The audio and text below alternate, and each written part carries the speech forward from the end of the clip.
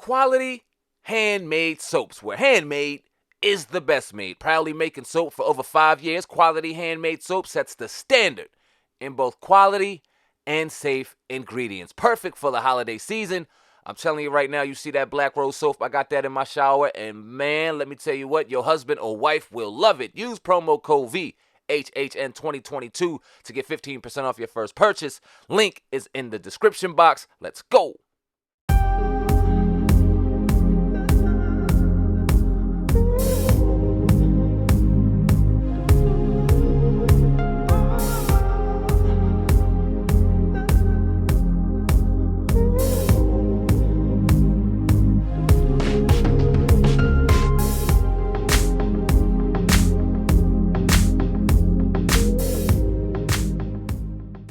Once had. So how you feeling out here? Woo, brother, on the one hand, just blessed at 72, right? At 72 years old to be alive, and have your right mind, and still be optimistic, at the same time, there's a lot of stuff that's going on. There's a lot of carnage in our neighborhoods. Of course, the racism is an all-time high, but also the gang activity and suicide among our young brothers, particularly our young Black brothers, 20s and 30s, second leading cause of homicide. So if I think on things too much, Reverend Cecil Murray told me that, and I went, that's not true though, really? He says, no, that's true.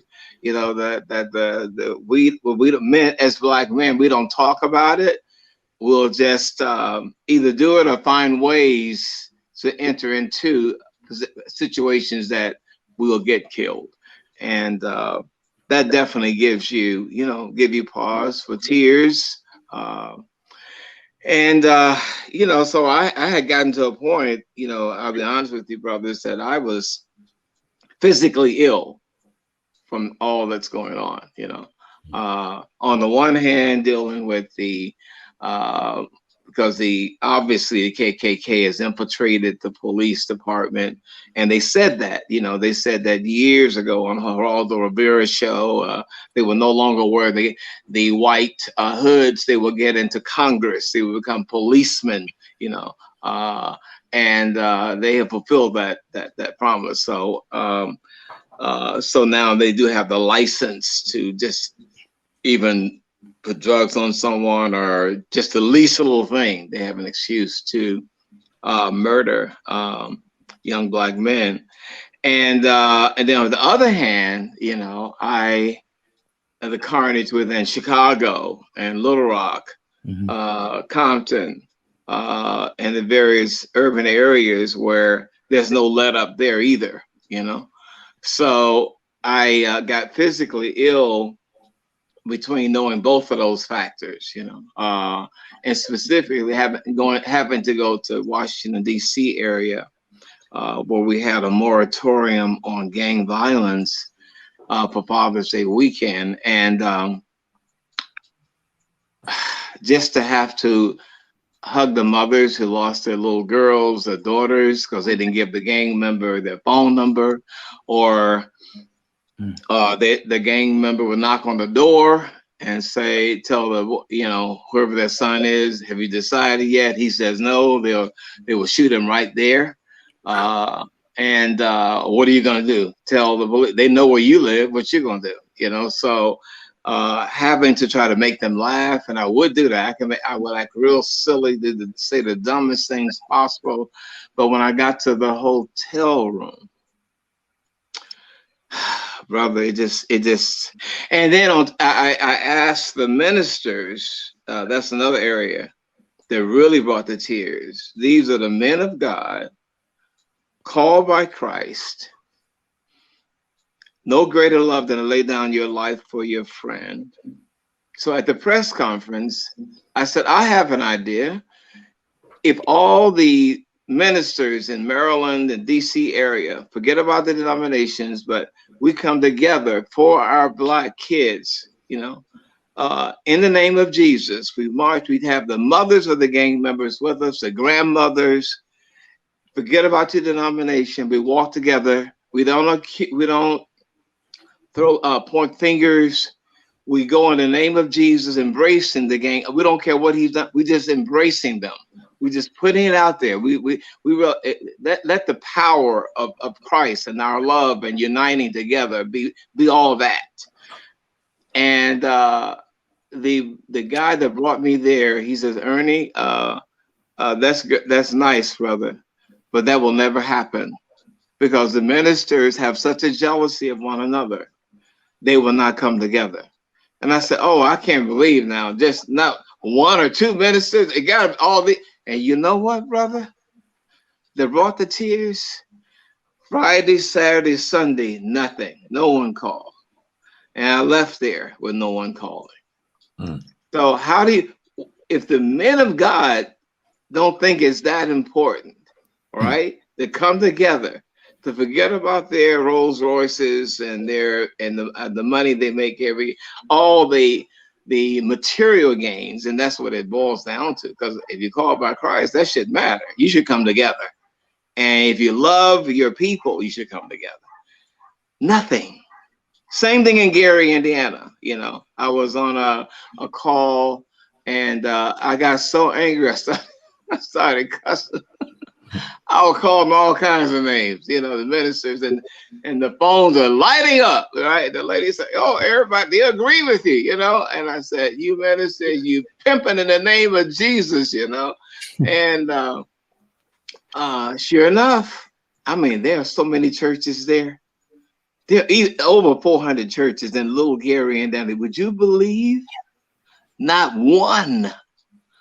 And she says, oh, they did try. And then they had an argument and didn't meet anymore because they couldn't decide who was gonna be the leader. So that's where I'm at. So if I don't think about it too much, if I'm in prayer and I think about, let me look at the good, like these young black kids who have a higher IQs than anyone in the world, and the young kid that got into Harvard, and he had he was the first male valedictorian at 4.4 something. I gotta look at all that, you know, and then I have to remember the real deal. We having the most copy culture in the world, you know. Thinking about that, we were first. I don't mean we have to look down on anyone else, but God breathed breath into us first, and our kids have to know. Our history don't begin with slavery. You know, we were first. We even enslaved people, but we were the first that God talked to and spoke to and walked with, right? We were God's road dog. And we have to know that history, you know, that we come from a rich spiritual history, you know, achievements off the chain, you know, and that remember that. And walk with that crown. Walk with that you are a child of the King, like you were the first. That don't mean to look down on anyone, but you birthed everything else. Mm-hmm. And wear that crown, you know, forget about everything else, knowing that information and go with it, go with God, achieve it as John 14:14, ask anything in my name, and stop begging and asking, as I told Jesse Jackson's son when he was trying to boycott. And I actually went to Push. I was at Push, and because we were doing a play in town, and Bernadette Stannis and Thelma, she said, please, Ernie, don't say anything. Don't say anything. And then I had to. I said, can I just say something? I loved Reverend Jackson, but we are bigger than that. Yeah. We don't have to march and protest the Oscars. We are trillions and trillions of dollar nation, you know? And we have to pool our monies together like our fellow Italians did, the Jewish brothers did, the Mormons did. The Mormons were outcasts. They killed the leader of the Mormon at 38, 39 years old. They thought that was it. Then they said, oh, okay, we're going to unite among ourselves. We're going to put all our money together. We keep the money within us. They are the richest religion in the world. No welfare, no relief. They don't have unemployment. They take care of their own. And I said, So Jesse Jr., please tell your father I love him, but he's misdirected, man. Mm. He needs to have an in-house meeting with all the music moguls. We got the billion-dollar rap heads. We got billionaires within the business world, baseball players, basketball, all this. Why are we begging? Like we broke, you know? And if he would do that, God would really be on our side, because you are being grateful for what you do have and using what you do have. You know, I said we would have so much, we would be optioning scripts from other people, other nationalities. We'll option from the Asians and the Irishmen, and we'd have so much. We'd do our own stories, of course, but we would do it like it's supposed to be done. You know, Yes, we could show them how it's done. Not only express all the greatness of our culture, you know, but we got so much going on that we can even option their stories. Yeah, definitely. So yeah, I'm very, when I think about who I am, where I come from, like I said, with that history, knowing that God breathed breath into us first. And that's why a lot of my friends who I grew up with they are alcoholics or they are dead. I can't dwell on that. I can't dwell on what's going on around me. I gotta say, what can I do to catapult myself above all that and still reach back, right? And do something about it. And I tell my young proteges now, you know, the same thing, because they're Ernie, you know, the Rothschilds, and there's the conspiracy about the vaccine, and this is going on, and you know what they're doing? They're trying to do this, and I said, okay, you know what? So what? You know, if the whole world was black, evil is gonna persist. It's gonna be here, baby. Okay, so I gotta look at what can I do? What can I do? I got to get into something bigger than this world, and I say God, I say Christ, and unite with brothers of like minds and like spirit, and change it around. I'm telling you, I was bullied by my own. Then you got they're hanging us in the South. You got to go to the back of the restaurant. I said that's what I grew up with, you know. So y'all don't know about no hardship. I was actually going to ask you that the next question. You know, I'm sorry. I just went on. It's great, man. It's great. It's all great content. So born in Gary, Indiana. Obviously, we know the history of that. Yes. What did you experience, and what would you say that racism, you know, has gotten any worse or any better since you grew up until now? Well, wow, it's twofold. You know, there's a lot of progress. I think there's a lot of progress in it seems in every area, but it seems law enforcement, you know, there's definitely, I mean, you look at what hip hop did with music, you can be on have no hits with doing poetry, you know, basically spoken word with music, you know, they revolutionized that. So I don't, when people say, well, this is a racist country, I said, definitely we have racism here, but there are a lot of things I can't do, even in Nigeria, even in my own African countries, I cannot protest, you know? So it's like it's like having parents, and I can see what my father I never saw my father, but I'm not going to say I don't know what it was, you know, he's not the worst in the world. You know, he wasn't there to abuse me, but he wasn't around, you know? And look at my mother, for whatever reason, didn't want me to connect with him at all. So she hid him from me, you know, and I had mad resentment. I can't say she's the worst mother in the world. So I just think we definitely have a lot of progress, you know, more millionaires than ever, you know. And the thing is, you have opportunity here. You do have opportunity here. So I'm not going to be the pessimist and say it's the worst area and nothing has changed. That's not true. Just not true. And even with the whole police thing about, I can understand, because it's the racism is so, when you have a guy putting his knee on a brother that long, and just young girls, well, you can't wound a girl with a knife, you got to kill her, you know. Even if they are running, so what? Let them run. The lady who was trying to reach for the taser and she shot because the kid was running. That's you. I'm sorry. You know, it's like something in you wanted to murder that child. You know. So, but at the same, I wouldn't say defund the police. That is the dumbest thing I've ever heard. You don't defund the police. Ask the black mothers in DC, in Maryland, should they defund the police? Now you can root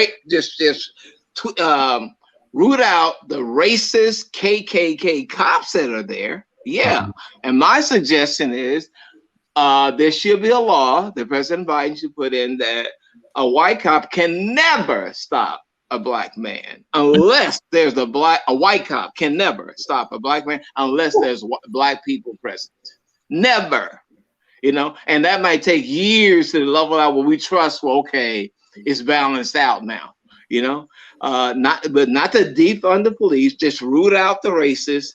But at the same time, we cannot trust that a white policeman will do the right thing when he stops a black man, so he can never stop a black man without black men present. Okay. Very, very strong and bold statement. We couldn't agree more. With that said, though, will he ever do it, or will he ever even suggest it? Well, tell me, Biden? Yes, sir. Well, I wish if I could get a hold of him. I'm gonna definitely, you know what? I'm gonna contact Maxine Waters, you know, because she always said, Ernie, I always say I'm coming to see you. You haven't come to see me yet, so I'm gonna go to her and said, you know, I think this would be the best thing for right now. You know, if they had that white policemen cannot. I mean, that just as a rule, all 50 states, you know. That they cannot stop because it can't be trusted. You just can't be trusted. I'm serious, you know, and they can say, you know, there are people like, or there are great cops, but for some reason, you know, the great cops are not speaking up. They're not. It's like, it'd be so great to see the police who say we're not into that. Why are they not marching?